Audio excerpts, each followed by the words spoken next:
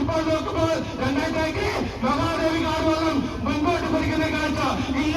പത്തരസി ഒപ്പത്തിരത്തുണ്ട്. ഒരു inch വിടാറ്, centimetre വിടാറ് മഹാദേവി കാട് പത്തരസിയെ ഒപ്പത്തിരത്തും. ആരുടെ രഥചക്രമാരുടെ പണ്ട് ദശരഥ മഹാരാജോ പത്തസിക്കലേക്കും രഥപിടിച്ചതുപോലെ ഇതാ മഹാദേവിക്കാരന് ചാതി ഇതാ തീരം ചേർന്ന് രണ്ടാം ട്രാക്കിലൂടെ മഹാദേവി കാട് പതിക്കുന്നു. ഒപ്പമെത്താൻ പത്തരസി ഓർത്തു കമ്പക്കുളം തോണി എന്നേറ്റ്.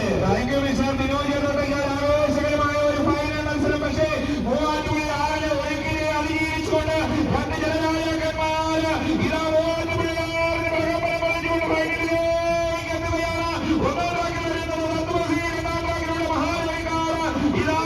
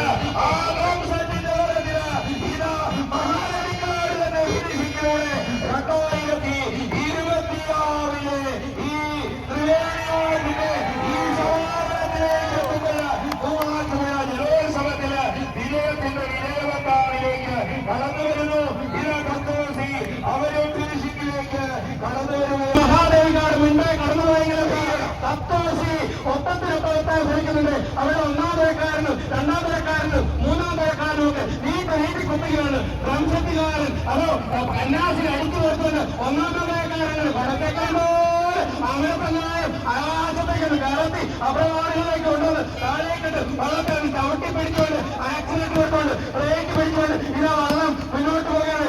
ഈ മൂവാറ്റുപുഴയാറിനെ കോരിത്തെറിപ്പിച്ചുകൊണ്ട് തത്വസിയും ഇതാ ഫിനിഷിംഗ് ചുമച്ചുകൊണ്ട് കടന്നു പോകുന്നു. കാണികൾ കൈയടിക്കുന്നു. കാണികൾ ആഹ്ലാദ ആരവങ്ങൾ തന്നെ നടവിലാണ്.